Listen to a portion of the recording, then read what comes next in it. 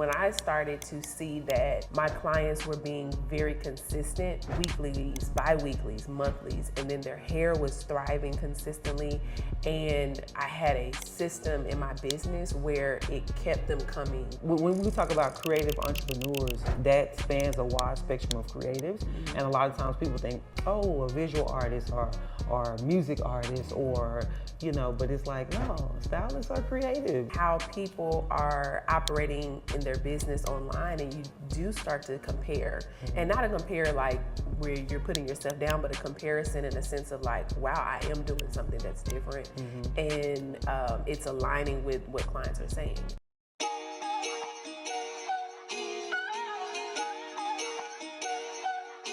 Welcome, and welcome to the Minding My Creative Business podcast, the number one podcast for creatives to learn strategy, structure, and self-development. I am your co-host, Ron, ironically Jr. And I am your co-host, ShySpeaks, and today's episode is delving into a creativity or a creative format that we haven't touched on before. Gotcha. This one is styling, but not just styling like wardrobe. We're talking about, not interior, we're talking about hair styling. And so if you are a creative entrepreneur and you've been trying to figure out how to apply these things to your hairstyling business or your hair salon business or any of that, this is the one for you. And if not, it's still the one for you because she about to drop some gems. I just know it. I don't want to put too much pressure. Without further ado, introducing my buddy, Miss Billie J, aka the Salon Success Coach. What's up, Billie? Hello. Thank you so much for having me. Yes. I'm so happy to be here. Thank you. So you are the very first stylist that we're having on, and we want to make sure that on the creative, like on the creative, when we talk about creative entrepreneurs, that spans a wide spectrum of creatives, and a lot of times people think, oh, a visual artist or music artist or, but it's like, no, stylists are creatives. Absolutely. And so, yeah, I'm excited. Yeah, I'm excited as well. I've heard a lot of great things about you, and just even preparing for this interview, seeing some of the phenomenal things that you've done, and just seeing your transition, right, the trajectory, and then now you're not only just styling, but you also do coaching and things like that. So, absolutely. Yeah, I'm definitely looking forward to kind of delving into hearing about this journey. But we're gonna do a little different. We're gonna start from the end and then kind of work our way back. Awesome. That's okay. Yeah. So when we say we're going to start from the end, where you are now, right? Usually when you see somebody sit down and talk, we talk about like, oh, okay, well, tell us how you started and get us here. No, let's get into the meat of the matter. You are a salon success coach. How did you arrive at that place that you decided like, okay, I really want to do that. Like I'm successful enough with my salon that I actually want to teach other people. Was it because people were asking? Was it because you saw your own teaching gift? Like, how did you arrive at this place of being a salon success coach? I think it was always in me. No, I know that it was always in me. I think that it had to get to a point where it was just like inevitable. Like, okay, like you said, people are asking, people are wanting to know, okay, I like how you are curling that. I like how you're cutting that, even clients, I'm seeing clients are like, everybody don't cut like you, everybody don't style like you.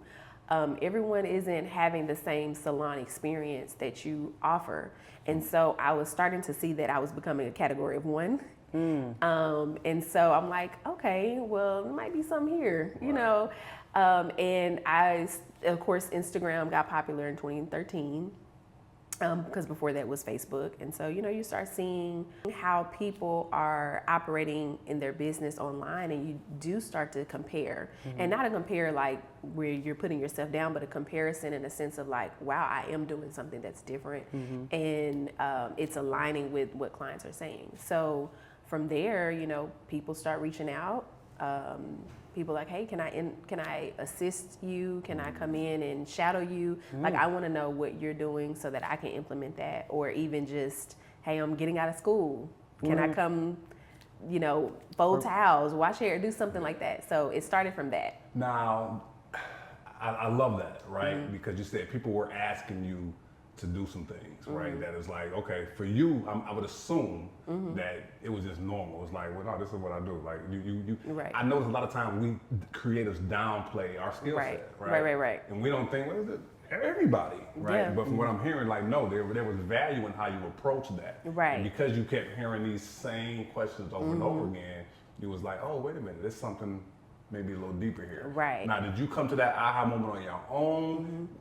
Did you have somebody else that you could fight it in and talk to, and they kind of was like, hey, you might got something here. Like, how did you get to that point? You know, honestly, I believe that it took me so long to get there because I had to start believing in what I was doing. And I think I struggled with, doubt. I feel like I struggled with a little bit of perfectionism, looking at others and thinking like there's so many other people who are way better than I am and have been doing it longer than I've been doing it. I can't possibly be as good as everybody is saying, right? So it took me a minute to get to that point, but when I started to see that my clients were being very consistent, like weeklies, bi-weeklies, monthlies, and then their hair was thriving consistently, and I had a system in my business where it kept them coming over and over. It really wasn't until I would probably say starting from this point, maybe the last 10 years, where I realized I have a system. And then this last year, I'm now saying I have a system where it's really coming into fruition, where I really understand, like, I have a system that I can share, and I was supposed to share all along, you know, and I didn't realize that I was sharing it, but not in the capacity that I'm sharing it now. Yeah. If that makes sense. Okay. So that's my language right there. The system. Right. Come on. Yeah. I like a good system. So I want to talk to you about this system that you feel like that you discovered that we really had it, but then it's like, oh, I have it and I need to teach it. I want to talk about that. Yeah. But when we say a minute, I want to give people a little bit of context for those who want to know, like, what level of creative entrepreneur are we talking about here? How long have you actually been in business? 16 years, if I'm doing the math right. 2025 minus 2009, I think that's 16. That's 16? Yep. I believe. Yep. See, she can calculate. I was born in 2009, so you're right. So 16 years as of March, and then before that's when I got licensed, and then I would do hair. I've never had a real job. Now, when I say real, like, my job is real, but I'm saying, like, I've never had like a corporate job. I've never worked at a grocery store. Right. I've always did hair at home. Oh, wow. I always knew that that's what I wanted to do. Even as a teenager, right? You know, as a teen, you get those little. I worked at Burger King as a teenager, right? So Yeah. So, you've So been doing it. I am a very if it don't make sense, it don't make sense kind of person, you know. Okay. And so even as a teenager, I realized, like, who paying for college? Who got the money? Because we don't. And I understood very early that people were taking out loans and things like that, and that was scary to me. Yeah. And so as a teenager, I had the mindset that, okay, if I'm gonna go to college, I would rather do that and pay my way than to get into debt and do all the things that everyone else is doing. Let me do a different route. Yeah. So as a teenager, I started doing hair at home because I knew it really started because there was no option. Right. That's how it started. It was no other option. And so, I love it. There was no option because most of the time you have to get to the point that there's no other option. Yeah. Like, at some point, people have these things going. It's like, I have this option, that option. They have to eliminate the option eventually to thrive. You started with, this is the option. It's no other option. I love it. Okay, so you had something you about to say? Yeah, because I don't want to go off this timeline right quick, right? Because you was going somewhere. 16. So you said 16 years. So what point in that 16 years did this aha moment take place? Because a lot of times, like I said, people think that it's either a snap of a moment, or it may take the 15 or the 16. But for you, like, what in that timeline, where did that happen? Remind me of which aha moment. The one when you was like, okay, I have these systems. I've been, these people are asking me this, that I'm adding value that other people aren't adding, right? So it's something more that I'm bringing to the table, right? That's enhancing this experience for them. So when did that happen? I would probably say between 2013 and 2014 was when my business started to really get to a point where I didn't have the capacity. Like, I was like, I need help, you know? And so that's when I hired my first assistant. And in that, with me training the assistant, I realized that I really had systems, because now I have to teach it. And so in order for me to teach it, I had to break down what I was doing. And it was normal to me, so it was all in my mind, but now I'm putting it in tangible form for her to understand. I'm breaking things down, and I was like, wow, okay, I really do have a system. And I think that's when it started to make more sense because I saw it on paper versus in my head. Okay. So Yeah. what was the system that you saw that you had at that time? I'm sure it has developed and grown now from up to now, but let's go back to that time where you're first hiring your first assistant. So that's a gem for somebody. At some point you're at capacity and you just keep working more hours and more hours and more hours. You may want to go ahead and hire somebody. But before you hire somebody, you have to kind of have a system. So what was the system that you had? So what was different from what I did what was different from what I offered that other stylists were not. I wasn't doing anything that clients wanted when they came in. I wanted to focus on healthy hair only. That was my focus. And so even then, I still didn't understand the concept of niching down like I understand it now. But I was still in a way niche down in a way because my focus was healthy hair. And in that, I would create structure for my clients that you would need to come in this amount of time, this amount of time. We would have to see this amount of improvement in this amount of time before you could get color, before you could get extensions. So I wasn't just going in and immediately giving color, giving, extensions and all the braids or whatever it was at the time. You had to go through a process to get your hair at a certain level. Wow. And so in that, it would create incentives for my clients to stay consistent because they wanted, and then Basketball Wives was really popular. They wanted basketball wife hair. They wanted, Fantasia, she had the shortcuts. Rihanna had the shortcuts. Everybody wanted, the color and the shortcuts. They wanted the wow factor, but their hair was not wow.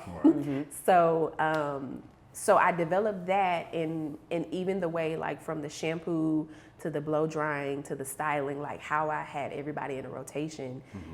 Clients weren't in the salon all day, like we were in and out, and I was able to, there were some days that I had, like, I think the most amount of people I've had in a day was like 13. And that's insane, by the way. Yeah. But you had such a flow. 19, 20, 21, I'm over here geeking out, right? Because I'm hearing a lot of things like in between what you're saying. Like, so what I'm hearing you say is you approached it with a desired outcome. Like you had the desired outcome, right? Like they came in for one thing, saying, okay, I want this look, I want this style, but you like, well, no, my focus is healthy hair. Right. And before you can even get to what you want, there's some things that need to take place prior to. Right. So what took place in order for you to build that trust, right? Because they're coming to you and saying, no, but I want the basketball wife look. I want this. Right. But you like, well, hold on. Before you get there, right, we got to go through this first. And this is going to take a while. This is going to take you about 5 or 6 visits. Right. So what made them like, okay, cool. Let me listen to Billie. Pause for, well, let me just go find somebody else that I know going to give me that look. So I would say I have been told that I am a little no nonsense. I've been told that, and I'm very direct and straightforward. Over the years, I've learned how to have a little bit more tact. So the younger me did not have as much tact, and so I would be like, if you want healthy hair, this is the way. If you don't, then I'm just not the stylist for you. And so that's not the way I would suggest. But I had people that love that about me, and I do appreciate people who could see past that, and they was just like, man, she's awesome. She just don't play about, like this is how you do it. Now I have a lot more professionalism with my delivery, and so I share with people that, this is how healthy hair works. I explain it to them. I let them know that I'm not going to do anything that you don't feel comfortable with. However, if what your comfort level is doesn't line up with the values and the goals that we have here at Exclusive Salon, then this may not be the best fit for us. Because you won't be able to get to your desired goals. Those core values, I love it. And yes. I don't think a lot of people approach business developing core values. And maybe you didn't have them at the time, but they were intrinsic. But to your point, even though my delivery was a little rough, it was still communication, and that's what built the trust. That was the answer. It's just the clients would say that stylists don't communicate. And whether my communication was, patchy or whatever, it was still communication, and it made them feel comfortable with knowing what they were going to get.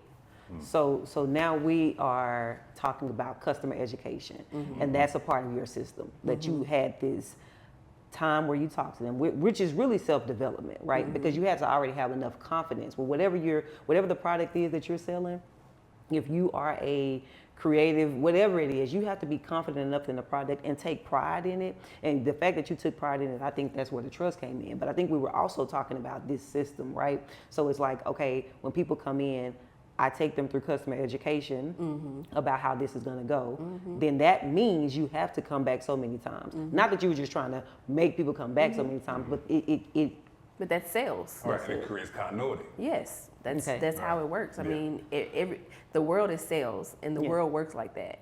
So I didn't realize it at the time. Right, so that was unintentional, but it, Right. Go ahead, it works. So you got them coming in for this rhythm. Then once they get to the point where you want them to go, now you can start exploring some of the styles. And then is there like more to the system, or was there more to the system? Yeah, absolutely. I mean, I think that essentially it's a client retention system, and so it's all about being able to first off being able, and which I didn't have this initially, but now it's all about being able to sell the client before they come in. So they already know that you're the person that they want before they even sit in your chair. And so that takes the heavy lifting, because you've already done the work online. And so once they're in the chair, now they already know who I am. They know what I offer. You've built a brand and an online presence that it's almost like, I don't want to say celebrity-ish, but it's kind of like going to a church that you've been watching online. You already know what you're going into when you get there. Yeah. So they don't have to like prep and prime you. They already know. You already know. So same difference. So it started with that, and then when you come in, now you are doing consultation. That's the communication aspect. This is where you are building the trust of your consumer, and letting them see why you are different from everyone else. And then from there is the experience. I tell stylists that you could legit be like average. Like when I say average, I mean like average. But if you can master your online presence, if you can master communication, making people feel just special in that moment, they will come back to you over and over and over again, even if you are average. Okay, so you had a way of getting people in through online, so that's that branding. You have the client retention system, so it's already built in that, hey, there's going to be so many sessions because we're working towards something. Then there's I'm sure this is what you're teaching your assistant, there is the experience, and there's a way we go about the experience. Like you can't just walk in and then there's a order to it, like that, what they had to go through first, or sit down and wash, or I'm sure there was that. And then was there a follow-up system that you had as well?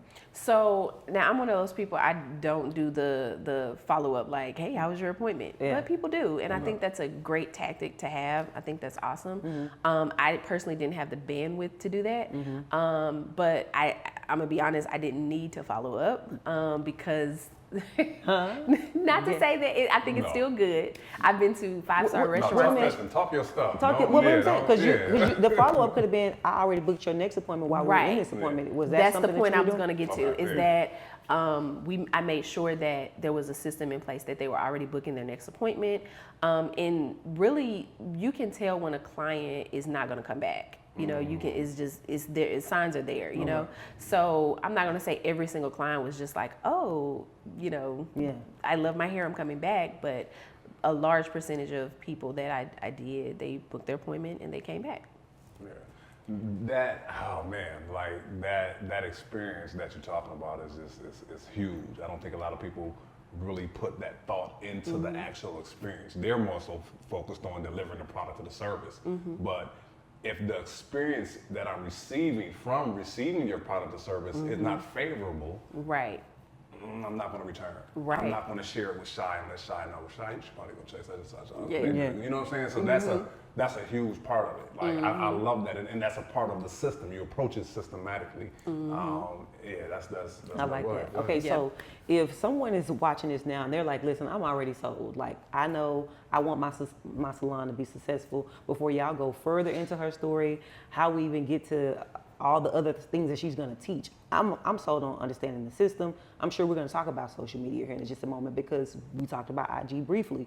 We want to talk about how long it took you to get to six figures. We're going to talk about all the things. But if somebody's watching this and they're like, I'm interested in her salon services, her salon success coaching, how can they get involved with that? How do they get signed up to work with you? Yeah, absolutely. So my Instagram is Billie J Ross, Billie J Ross, and from there is the link to my store, and I have a list of the services that I provide, and I'm also currently working on launching.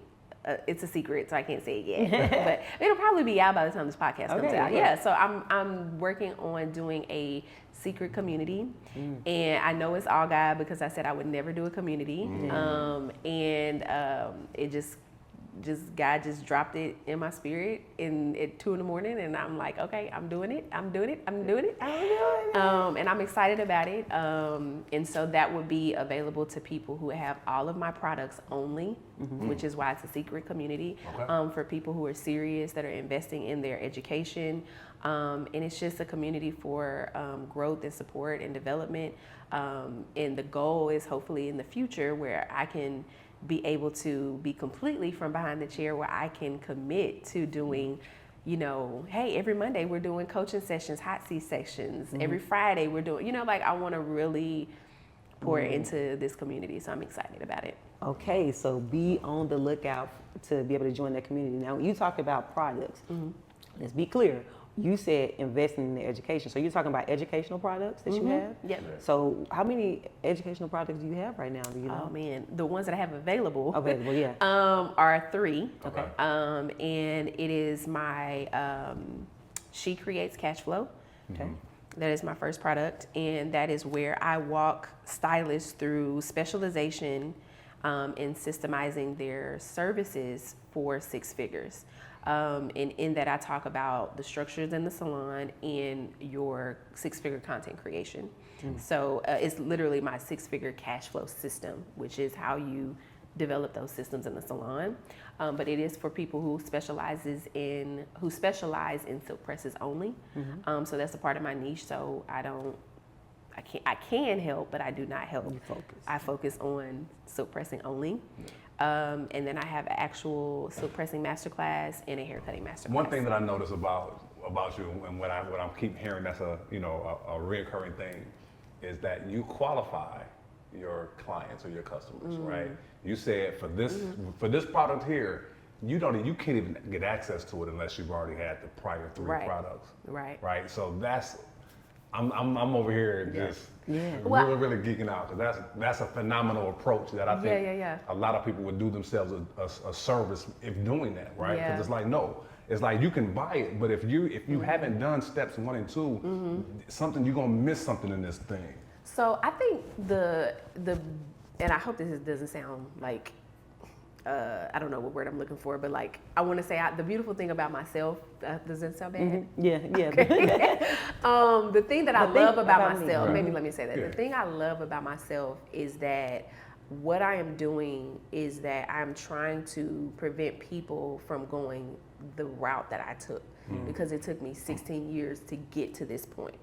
And so that's what my products are about, is to say, hey, I've done the hard work.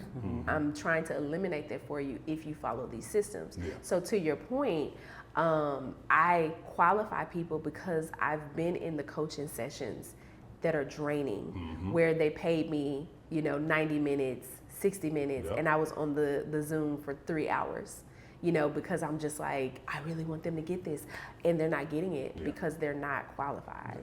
And so I've done the hard work, so don't do what I'm doing.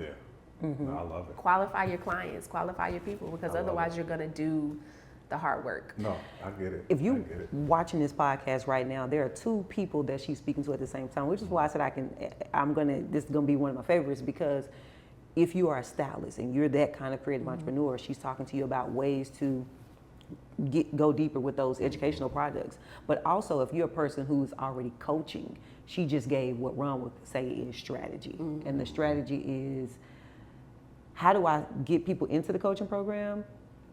Is, first of all, you got to be a part of the community probably. I don't know how it's going to be laid up, because it's her thing to do. But also, first, you have to be a part of get those other educational products. And so I now just sold all those products because you want to be coached. Like, so there's packages and all that kind of stuff. How would you describe that? Like, No, I mean, like I said, so it's a couple things that's going on. So yeah, from a business standpoint, it's sure genius, because like you say, I'm going to sell more of my products, but then it's also, I'm not going to waste your time and my time when you get here, because you've already received steps 1, 2, and 3 prior to getting here, right? So it's just that preparation piece, and I get it, because I've been there, right? I've had clients to where it was like, they're not getting it, and I've had to cut people loose. Like, listen, I love you, I appreciate you, but I'm not doing this because I want your money. We can continue to do this session, right? And I'm gonna take your money, and you're gonna walk away and not get the result, right? But that doesn't do anybody good. That doesn't do you good, because you're not getting it, and it doesn't do me good, because you're gonna probably blame me. Like, hey, I took around coaching, because it's his program, and I ain't even getting nothing. It's like, no. So before we get here, let's go through these steps to make sure that you're prepared for this. So yeah, one of the things that I teach my stylists in my coaching classes, or the courses that I offer, is out of all of the clients that you have, if you take all of your clients and look at them, out of those clients, who has the biggest transformation with the services that you provide? And I think that's a really powerful reflection that they should sit with, because a lot of times we don't think about, when we are taking on clients, who is going to get the transformation that I'm offering. If they don't have transformation, they're not going to come back. If they don't have transformation, they're not going to feel like your services are valuable. And ultimately that dilutes your brand, and it dilutes the services that you offer. That's perfect. Because if then that's who I should be focusing on. I know I can give this group of people a transformation. Right. So say, for instance, like for me, my clients, the person that would have the biggest transformation is going to be the client who's going to come all year round for silk presses. If she's a girly that likes to wear braids and likes to wear extensions, she's not going to have transformation, because she's going to have other factors that are going to cause issues with her hair. And so in a 12-month period, she's going to say, oh, my hair is not thriving. Oh, this is happening. Oh, this is happening. Whereas the client that fits my schedule, you know, you have to factor that into, like, who fits the schedule that you work. Fits my schedule, our personalities match. She likes healthy hair. She likes silk presses. She's going to market my work in the best possible way, because she's getting the transformation because she's coming regularly. All right, so okay, so we're at the point where we know that you have done this for 16 years. We know that you actually have educational products for hairstylists, and moving into even those who actually have salons, because some people are just currently only styling, they don't own the salon just yet. Can we pivot a little bit and talk about the salon ownership side? Because you know, me, I know you personally, so I knew you just styling. At some point, you then got an assistant. At what point did you know that you needed to scale into, like, it's time for me to have my own salon? Tell us about that. Ooh, okay. Well, I'll keep this short, because that's a give us that's a lot to unpack as well, because that's a whole thing there. But I've always wanted to have a salon, so that was always a desire. Most stylists come out with that possibly being an end goal, but I knew that that's what I wanted to do. Like I said, I always felt like teaching was always there. The type of salon that I had in mind was a salon that was educational based. Unfortunately, it didn't start out that way, but it is educational based now. And so, now, hold on, I don't mean to interrupt. What do you mean by the educational base? Like, what does that mean? So I always had a desire of having the type of salon that stylists could go to and they could learn and grow, not just come in and just pay booth rental and they just figure it out on their own. Yeah. I always wanted to walk with people. Okay. That was my thing. Desire, yeah. That was my original design. So, but needless to say, I decided to get a salon in 2019. Okay. I was able to find a location, which was next door. After looking all over DFW for maybe like 2 years prior, and it just wasn't the time, and I just kind of felt a little defeated, but all along that my salon was like next door and I had no idea, you know. And so I opened in 2019, and then of course 5 months later was the pandemic, and we, you know, shut down. And so yeah, it was kind of like, okay, is this really for me? Is this like, God, is this what you telling me to do? Because you told me to open a salon and then now it's closed. Yeah. And so we opened back up, and it's just been thriving ever since. Wow. It's really going well. But I'm saying, before you had the salon, which is, how many seats do you have, or how many? I have seven chairs. Okay, so were you at a suite on your own, and was it like one or two? You know how sometimes the suites is just the one seater, and sometimes the suites have like multiple seats. Were you in one of those? Or? Yeah, I had a suite, and then I moved to a larger suite. And the assistants that I was training at the time, I started to let them take clients, and so I got into a bigger suite where I could put multiple chairs in there. So we just kind of had reached, like, I saw that we were growing, you know, and I was like, okay, you know, I was praying about it. I was scared, but I was praying about it because I was like, we are growing, we're expanding, and this little room is not gonna cut it. Right. And so again, I just found that salon just by walking to go get some catfish one day.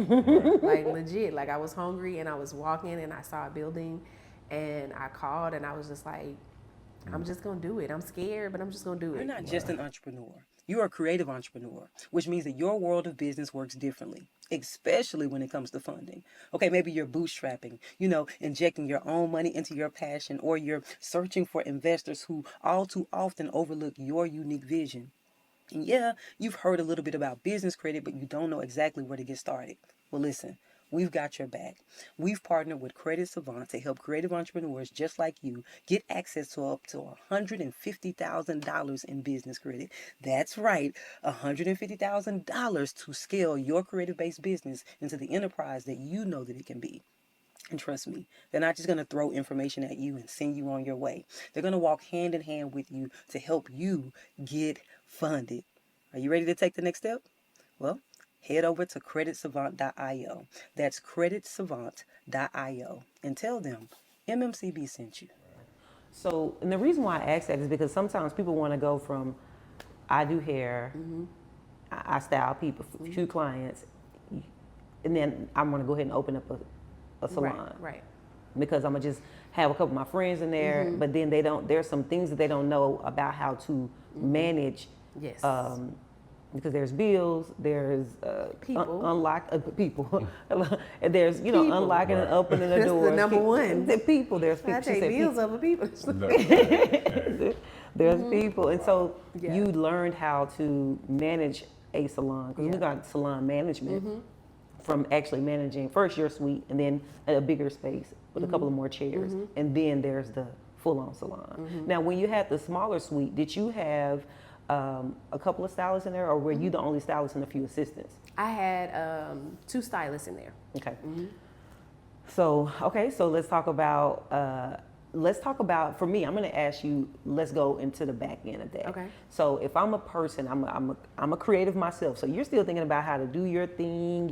You're drudging up your clients, making sure you're delivering that color, that cut they want. So you're a creative, but you're minding your creative business at that time, because now I have 2 other people who work here as well. You may think that this is common knowledge, but for somebody who doesn't even have the small suite yet, what are some things that it takes to manage that on the back end while you're still creating and working with your clients, but I still now have other people who work here who are paying, like I have this business now, like the salon and the suite, that I'm a suite owner. What are some things that they should think about? Vision, I would say vision for sure. I think with me working with people and training people for so long, I have noticed that there is a lack of vision with hairstylists. Sometimes we can only just see what we're doing right Right. here, what we're making today, if that, you know, sometimes it's not like, sometimes we don't even know what we're going to make for that day. And so I would teach and train my stylists on how to see the vision that they were trying to create. You know, like I'm like, you should always, not so much control, but you should kind of have an estimate of what you want to do in a certain amount of, in a certain time frame. And I'm not just talking about goals, I'm more so just talking about, like, if you're seeing that, say for instance, if you're seeing your books are slowing down, okay, you have to have vision in order to know, okay, what do I need to do to pick up my books, you know, and not just sit and just be like, well, maybe it'll get better. If your salon is at capacity, you know, and you're seeing it progress to that, then you need to know, okay, what's the next month going to look like, and the next month. So you have to be able to look further out in order to be able to plan and make the decisions that you need for your business. Right. Now, question: when you said books, what books are you referring to? Are you referring to your like booking, like scheduling, or booking like your accounting books? And I'm just asking, just because, you know, I just want to be clear. No, you're scheduling books. Okay. So just again, like the amount of people that you're able to take, you know, and so that when we were in that suite, it was 3 of us. And we were at capacity. And so with me, and again, it's just not everybody has that, and I would just say it's just a gift. I do have a gift to just be like, I'm thinking like a year down the road, you know, sometimes further. I'm literally seeing, we ain't got no room in here. We don't have it. We don't have no room. Like, we are, like, the Lord is blessing this business, you know? And so that I just literally started praying for vision that, like, okay, we at capacity, we're gonna have to do something, you know? Right. So I love that, the vision piece, because you said it's a gift, but it's also can be taught and encouraged. And I love the fact that you're encouraging that. The second thing though, you are the person who are creating.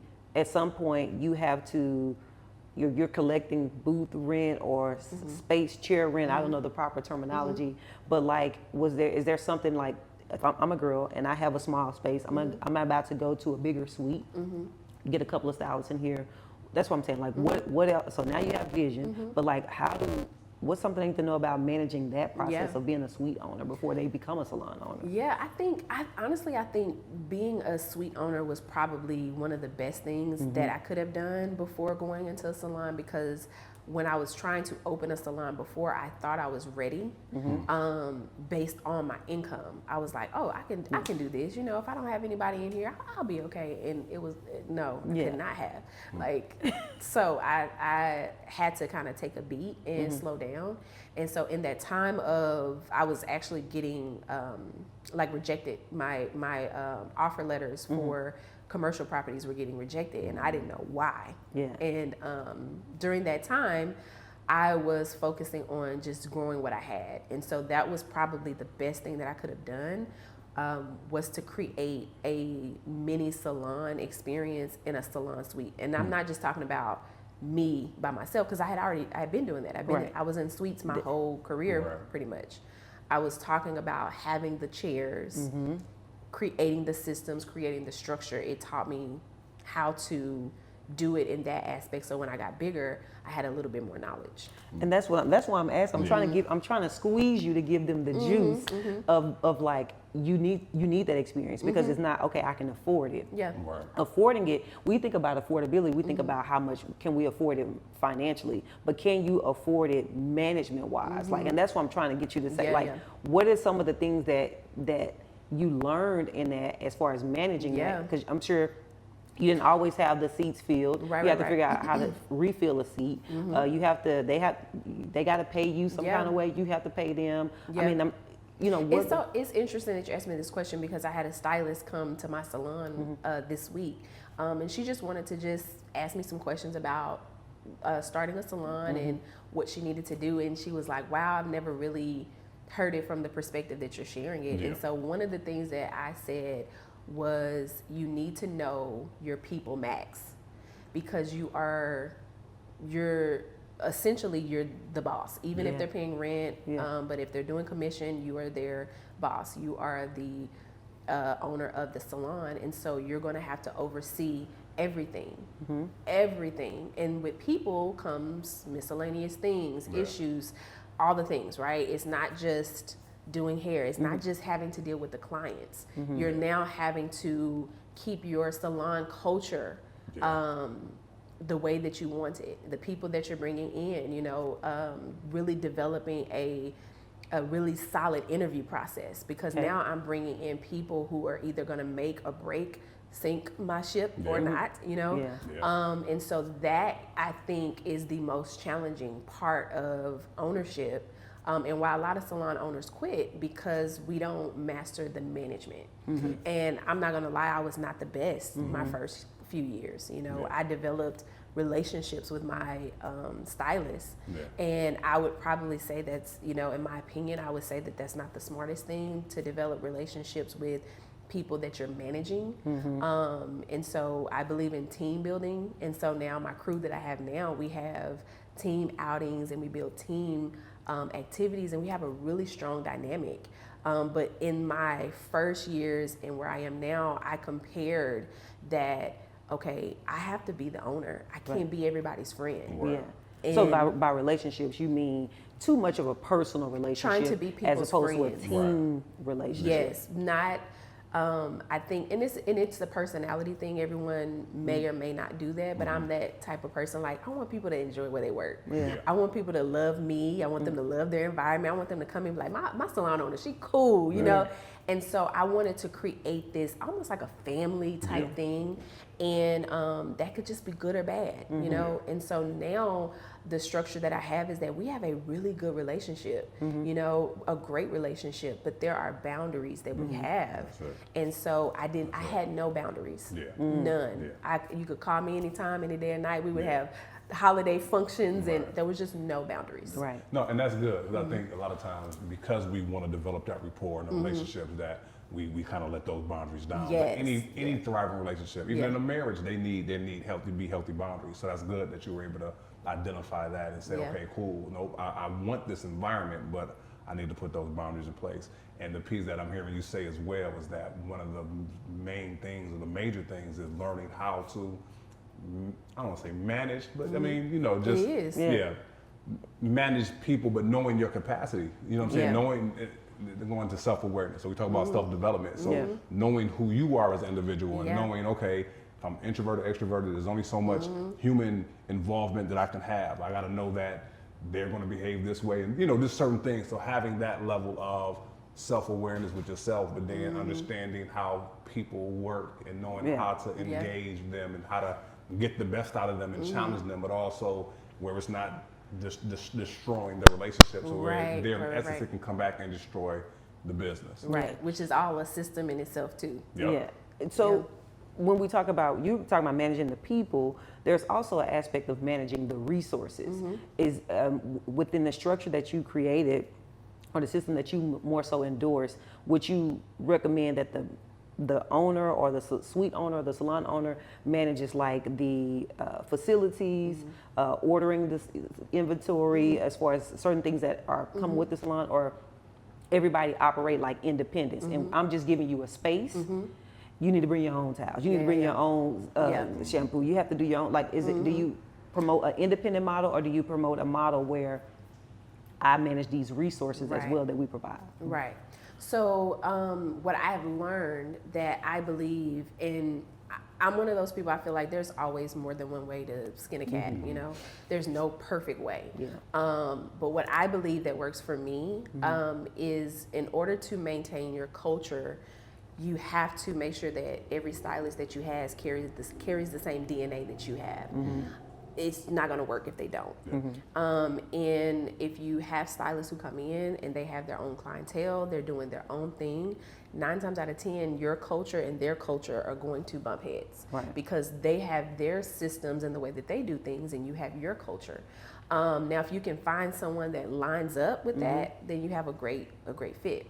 So my advice would be to focus on stylists who are fresh out of school, stylists who have either low clientele or just trying to get their income up. You know, they're trying to build their business, and mostly stylists who just don't have salon experience, because it's almost like a relationship. If you have never experienced someone breaking your heart. You won't go into that relationship with heartbreak. Yeah. So when a stylist has no salon experience, she comes in like a sponge. She's hungry, she's ready. Yeah. But unfortunately, and again, this does not apply for every stylist, but unfortunately, when you do hire stylists who are seasoned, who have clients, who've had their own experience, they come in with baggage. Yeah. They come in with hurt. They come in with skepticism, especially towards salon owners. Yeah. And it just takes one person that has a bad experience that will totally change and shift your salon culture. Yeah. So for me, commission based salons is where you're going to make the most amount of money. Rent is going to cap your income always. But again, it's your bandwidth. If you can handle rent and you're okay with the income cap, perfect. Yeah. But commission is where you will literally make unlimited amount of money, like literally. But you gotta train your staff. Yeah. So we got the commission based resources like, you know, so these types of things may not be as important to you because you get them intrinsically important to talk about. They're obviously important because you're a successful salon owner, but you get them, so you do them. But for somebody who's trying to listen to this and learn, and this may be an important question for them. So as far as like the salon stuff, should I be letting everybody else do their own thing, or should we have a way our styles, we warm them up, we do what, you know what I'm trying to say, like all the back end. That's all culture. Yeah. So, and again, going back to booth rental versus commission, it depends on the structure that you have set up. And I would recommend commission because again, you get to train your staff and you will provide them with some level of not only education to make sure they carry your DNA and uphold the culture, but education to make sure that they are receptive to learning and to being able to implement the policies and keep the culture and the brand that you have cohesive, right? That's commission, but I did it with booth rental as well, and it's very possible. But it requires finding stylists who don't feel like, oh, I'm paying booth rental, I can do what I want. There are some people who don't mind paying rent in an environment that lines up with their goals and their values. Okay, I pushed a little bit on that. I just because I wanted to get some more on the back end of what happens. Did I answer it?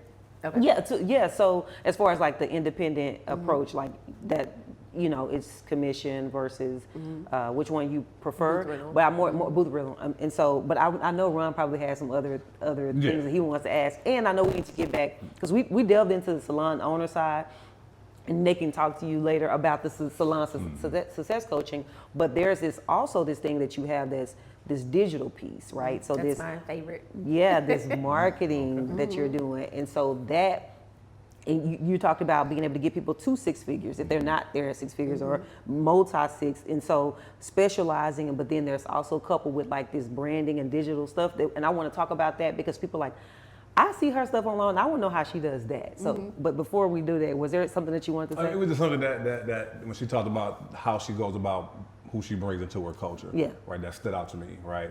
And it's the same approach that I take, where it's like I hire character over skill set because I can always train skill set. Correct. So it's like you saying I'm looking for them fresh out of beauty school or whatever the case may be because I can give them the skill set that I need. Absolutely. But this other piece I need them to come in there with because I can't really train them on that. Absolutely. Right? So no, that was just that just jumped up. And I just really quickly to your point, when I first became a salon owner, my mindset was like, I want to hire the baddest stylist. Yeah. And that's where I went wrong. Yeah. I wanted to bring in people who already had their own culture, their own baggage, their own way of doing things. And you had all of these different people in one room, 6 feet apart from each other. Yeah. It's very challenging. Right. It's very challenging. It's like an all-star team. Right. You see, they only Everybody want to be Kobe. Everybody want to be my MJ. Exactly. Everybody want to be Yeah. LeBron. Exactly. And it was very challenging. Yeah. And the second go round is now like, no, I want to hire people who have integrity, who have passion, who have drive, who can be coachable, because the training part, that's easy. Now, I mean, you do got to know how to do hair. Okay? Yeah. You can't not know how. Yeah. But Yeah. even if you're average, even if you're just like, they have the concept, the training part is the easiest part, but you cannot train integrity. You cannot train consideration. Yeah. Those things you can't. Yeah. If you either got it or they don't. Yeah. All right. So listen, Okay, so okay, I could keep going on there, but I want to get to this piece because they probably like, when they gonna ask her how to do this part? So we know you're a salon coach. We know that you opened up the salon, but you didn't just open up the salon and then after 2020 it opened back up and you just started with business as usual. We saw you do something different. You shifted into a different strategy, right? And there were two strategies that I saw you shift into. One had to do with niche, but the other one was social media. And the only reason why I knew you was focusing on niching is because it was social media. So really the social media was the shift. What made you go that route? In the midst of my previous ownership style, right? Where I was just like, I am drowning. I don't know what to do. I don't think this salon life is for me. Yeah. I was at church and I got a word from someone that I do not know. And can we say names on here? If you feel like disclosing them, go ahead. Okay, well, I'll leave it out. So, someone I didn't know, and it was a very powerful word. But when I got the word, I was like, maybe he's not talking about me. Maybe he's talking about my husband because my husband was right there. Yeah. Because I have no desire to have any type of product. Wow. And so the word that he gave me was that the Lord is going to give you strategy and vision for how to create products. He's literally he's gonna tell you how to write it down. He's gonna tell you how to create them. And he said, and right from your home, you will build business, says the Lord. And so I was like, there's nothing I can create at home. I'm literally like trying to think of, like I went home literally trying to think of what to create. And I could not, I was thinking about flat irons. I was thinking about hair products. I'm like, I don't want any hair products. I don't want that. And I'm like, I don't like this word. I don't like this word, And now I do know that I received it because it affirmed some things in me. Like, he was like, God is giving you a greater anointing for entrepreneurship. And this man didn't know me, right? So I knew that the word resonated with me, but I was like, this ain't lining up now. Because this is in the middle of a storm, right? Where I wanted to quit, okay? Because I'm like, I'm not a great salon owner. This is not for me. Yeah. So 3 years later, I'm now at peace. I'm now like, my mind is like, ooh, I'm happy. Now I'm scrolling on Instagram. So I hope I painted that story for you. There we go, yeah. Found this lady, she's selling digital products. I don't know what a digital product was. I just liked her content. Right. And she's, I watched this lady go from 800 followers to 40,000 followers in a matter of months. Like I was following her. I knew she was not paying for these people because of how she attracted me, right? I saw the slow progression of it. So I started following her. And so I decided, I was like, I'm going to buy one of her courses that she's selling because I just want to learn what she's doing. I was absolutely blown away. It was a $47 course, super inexpensive. And I was so inspired. I wanted to, because I have this wonderful team now, right? I can think. I'm like, let's do a challenge. Yeah. Let's get together. So we get together as a salon and I teach them what I learned. And I'm like, yo, let's do a challenge.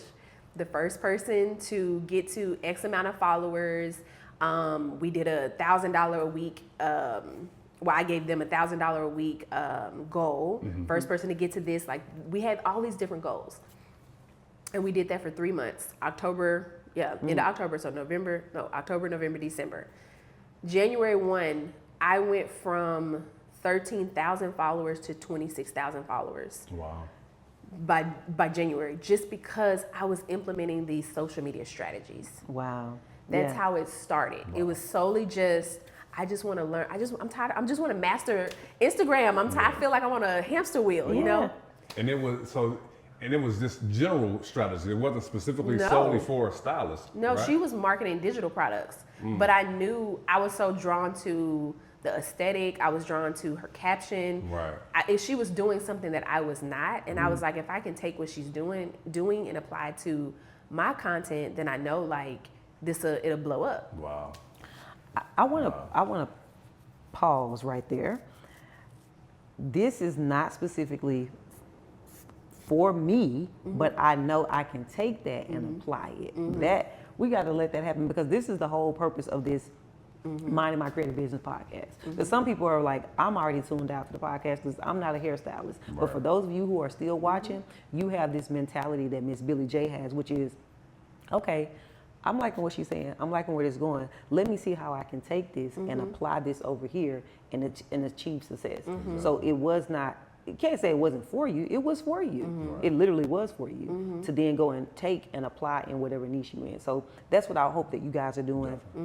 And at this particular point in time. Ron, you got something? Well, no, I mean, and that's key, to be able to look at different industries and see what they're doing and be able to incorporate it in what you're doing. Because if you're solely focused on your industry, you're missing out, and then you're limiting your creativity, right? And don't just focus on creating in the sense of, okay, we create the product, but how can I use my creativity in order to bring and innovate certain things within my business?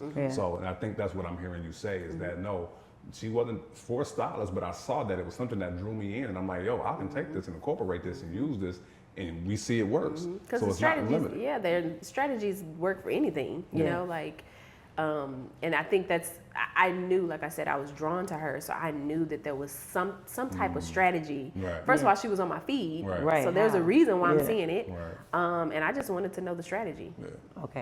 Okay, so first of all, shout out to you for that. Okay, so I want to clap it up because that's a massive amount of growth, like 100% increase, pretty much. And so I saw it. It's like, oh my gosh, this is pretty cool. And it looked like you were having fun doing it. Yes, And I so- enjoy content. Yeah, I do. So, I wish I want to learn how to enjoy it. You know what I mean?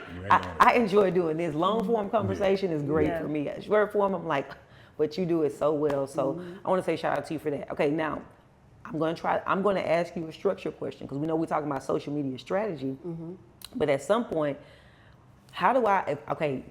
Okay, I want to start implementing this. I want to have a challenge, a goal to release one video a day, 5 videos. How do I do that? Like, what's the back end? What do I need to put in place?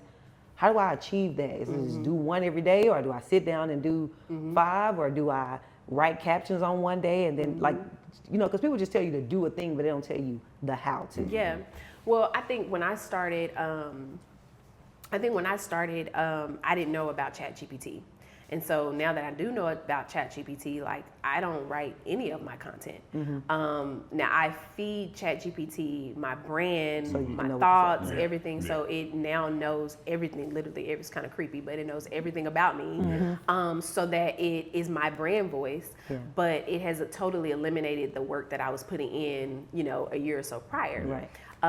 So that would be my suggestion, is making sure that you have ChatGPT downloaded. I walk Stylists through, and she creates cash flow. I show you actually how to use ChatGPT, how to have prompts that give you the content that you really need that's going to attract the type of clients that you want. Because, anybody can type in chat, but if you don't know how to put the prompts in there the right way, you'll be creating content that's not really making you. Because it always sounds like you. It sounds like a human. You're right. It's creepy. So I think it's good. So that's one. You put the ChatGPT. What else? ChatGPT. So ChatGPT. Another idea is if you ever feel like you're can't come up with content, if you don't have TikTok, I would suggest TikTok. But TikTok and Google are like top searches, and you can just type in silk press, or whatever your niche is, but silk press, and see what comes up. They might say, is a silk press healthy? Is a silk press, does silk presses damage my curls? Those are your top search things, right? And so that's what you want to create content on, because people are actively searching for that already. So if they're actively searching for it, then that means that when you make a piece of content on Instagram, then it's likely going to be viewed the most, because people want to know, is silk presses, are silk presses healthy? Right. So I would say that, like, use TikTok as a search engine, search what people are looking for and create content on what people want, not what you think they want. Yeah. And you can literally create, it's literally endless by just simply Googling and using TikTok. So that's coming up with the ideas of what to do. Then what about filming it and releasing it? Oh yeah, that's the fun part. Okay, You get that later. Okay. Yeah, that's the fun part. Yeah. Okay. So that's the fun part. I'm gonna probably have to take the course, even though I'm not in the No, salon. I'm thinking the same thing. I need to learn how to have fun with this. Okay, because the reason why we wanted to talk to you is because, again, you are a salon owner, but you're a stylist, right? And so we know that you've been styling, been in business 16 years. I asked you this offline, but I want to ask for you to share with the audience, how long did it take you with these systems that you're talking about? Because most people who are successful have systems, but you don't know it. You just think they're doing a thing. Right. But we found out that there's a system there. With you being this systemized person and approaching your creativity, how long did it take you to hit like 6 figures? Not long at all. I would probably say I started my, I got licensed in 2009, so maybe by 2013, maybe 2013, where I started seeing that. But I think the difference between then and now is that I was toiling for that. I was working 6 days a week. I was working sun up to sundown, like sometimes 5 a.m. appointments, 8 p.m. appointments. And so now the systems that I now share is not to make you toil. It's to make you work less in the salon, make more money so that you can enjoy your family. How many days do you work now? I work 3 days in the salon. 3 days in the salon. And then how much time do you say you put into doing social media content? Oh, I love content. So See? I am always doing content. So it's just natural. I'm always doing content. I'm the person that you have to tell, like, okay, chill. I used to be I am still a binge watcher. I like to binge shows. But it's even taken that love, like, of me binging shows, because I'm like, oh, I could think of this, I could create this, or let me do this. And so it's just, it has released another level of creativity that I didn't have. Right. That's what I wanted to get to. Yeah. I think that a lot of times creative entrepreneurs, they are so busy focusing on the thing. For a stylist, they're focusing on the head. For a visual artist, they're on the sketch. For the musician, they're trying to fine tune the beat, but they don't realize that if you really start minding your creative business, it actually unlocks another level of creativity, and you're still creating, but just in a different way. I love the fact that you're creating in your approach to business. I love the fact that you are incorporating everything that you love, teaching and styling and all in one. And so I think there's just so much more to gain. I feel like we only scratched the surface. Yeah, for sure. I feel like we only scratched the surface. Yeah, you talk about the digital products, like. Right. Okay, so we did. You said you have 3 digital products, right? Okay, before we wrap, so give us this. How about how many digital products do you say you sell in a month? Like, on average, you can just give a. Honestly, I have not looked at how many, like, consistently. I more so focus on sales. Yeah. But if I had to guess, I would say anywhere between 30 to 50. 30 to 50 a month. Okay. 30 to 50. So, and then you got 30 to 50. These are digital products that are selling. This is the same product you sat down and recorded a long time ago, and they're evergreen. So you're making that income. Then there's the income from owning the salon. I know you say you have 7 chairs. How many stylists do you currently have? So I'm now restructuring my salon. So So now it's going to just be 3 of us, and I'm turning it into a studio. So I'm now just focusing on the ladies that I have here, and growing them. And I have now shifted my vision to growing stylists outside of my proximity. So now my proximity is going to cost.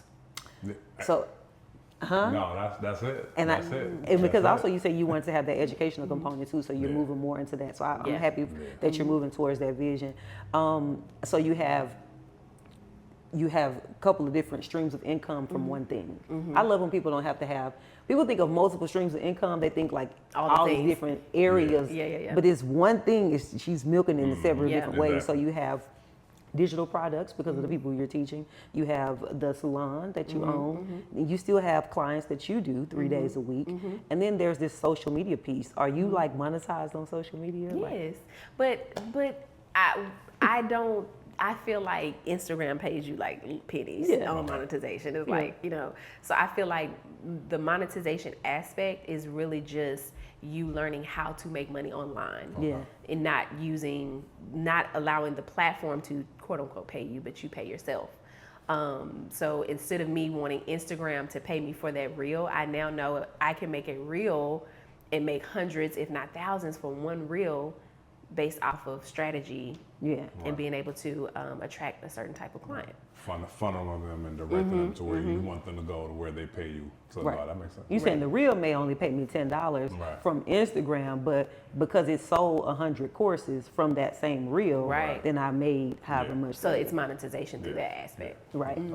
Ooh, and that's what I learned through that lady. That originally I just wanted her content. And then she encouraged me to do a digital product. Okay. And this is what you encourage. You encourage other stylists to do this as well. If they like. If they like. Okay. If they like, but it does take mindset. It does. A couple of things that we learned in this episode. She talked about just ending on mindset, which is a certain level of self-development. I'd like to kind of go a little bit deeper with her. I may have to have her back because this is just not enough. Because there was some development that happened along the way that she kind of naturally talked to. I wasn't good at this, and I had to change that, and I had to do better at this. And so you have to stay committed to that, because you can't be a successful creative entrepreneur if you're not willing to develop and say, I'm not good at this. We talked about some strategies, social media strategy. We talked about some different. One of the things that I love about her is that it didn't seem like she was trying to like teach us about like her course material or her coaching material, but you were using certain terminologies that most creative entrepreneurs are not frequent in. Like, for example, culture, branding. You talked about brand voice. You talked about, you know what I'm saying? So so these are the type of things that I want creatives to start talking about more more often. And then, of course, like structure piece, I want to get into more of the nitty gritty of what it takes to do the back end of all the things. Maybe I have to buy the course to get it, but but I want you to share that so that people understand what they're getting themselves into if they want to say, like, I don't want to just do the one thing. I want to do all the things like Billie. And so I would love to talk about that possibly in the future. Ron, you got something else before we get out of here? No, I mean, no. This was a very wealthy episode, right? You were definitely dropping a lot of gems. I'm hoping that the audience picked up on those gems. If not, go back and watch it and just kind of listen and see. But just as we close out, if there was one thing that you wanted to leave our audience with, right, what would that one thing be? So good. Yeah. I would probably say, don't be afraid to follow what really fuels you and what really gives you passion, because wherever your passion is, the money will always come. And trust, like, if you are excited about extensions, if you're excited about silk presses, and if you just want to specialize in that, like maybe the other things are, just taking you down, like you're tired of doing all the things in the salon, like trust that what you're passionate about is going to lead you to your 6-figure income, your $1,000 days, your 5-figure months. Trust that. Don't be afraid of losing clients. Don't be afraid of judgment, criticism, because it's going to feel uncomfortable. But if you follow what you're passionate about, I promise you your business is going to do absolutely amazing. Awesome. I love it. We love it. So thank you so much for being with us. We really, really appreciate it. And also thank you to you all for tuning in and watching this and tapping in and sharing it with somebody else. You normally watch it for your own snippets, but now you're like, oh, I know a stylist I can send this to. I know a suite owner, a salon owner I can send this to. Please do so. There's going to be a link in this description so that you can actually tap in with her. Of course, you can try to go to Instagram. If you missed it, we're going to make it convenient for you to be able to tap in and go directly to those courses. We really encourage you to get them. I've watched this entire process of her doing this, building this, and I know she's the real deal. McCoy, the real deal. Holyfield, she's the real deal. So you definitely want to tap into one of the 3 products that are there. Eventually all of them, so you can get into the secret community. Okay. So I'm telling you, make sure you're sharing this, make sure you're liking this, and of course, like, dropping a comment. Ron and I, we check those comments and we actually respond back, and we want to have feedback with you guys. And if you have not already, what should they be doing? Speaking of community, So you need to be joining the Creatives Corner community, right? This is a community for creative entrepreneurs just like yourself, to where there's a newsletter attached to that, so you're going to get information that's just going to encourage you, but not just encourage you, but give you strategy, structure, and self-development along the way in your journey, and then be surrounded with other creatives that you can connect with, hopefully break bread with, hopefully just be encouraged and motivated and be held accountable so that you can achieve the things you want to do. So if you go to our wonderful website, www.mmcbpodcast.com, you can join and be a part of that community. Yeah, you should do it. I agree. I think you should do it. I agree. Okay, I'm always playing and being silly. So, but on a serious note, before we end every episode, every conversation, I always want to make sure that we end with a mantra. Perhaps that is the artist in me firing up. That's what I do. I do words, right? You know, and so I love these words that we can take, we can own them, we can say them together. So when I say this, I want you to repeat after me. Okay, everybody in here, including Miss Billie. Okay, now. All it takes All it takes is intention, is intention, consistency, consistency, and laser focus and laser focus to mind my creative business. to mind my creative business. Peace. Peace.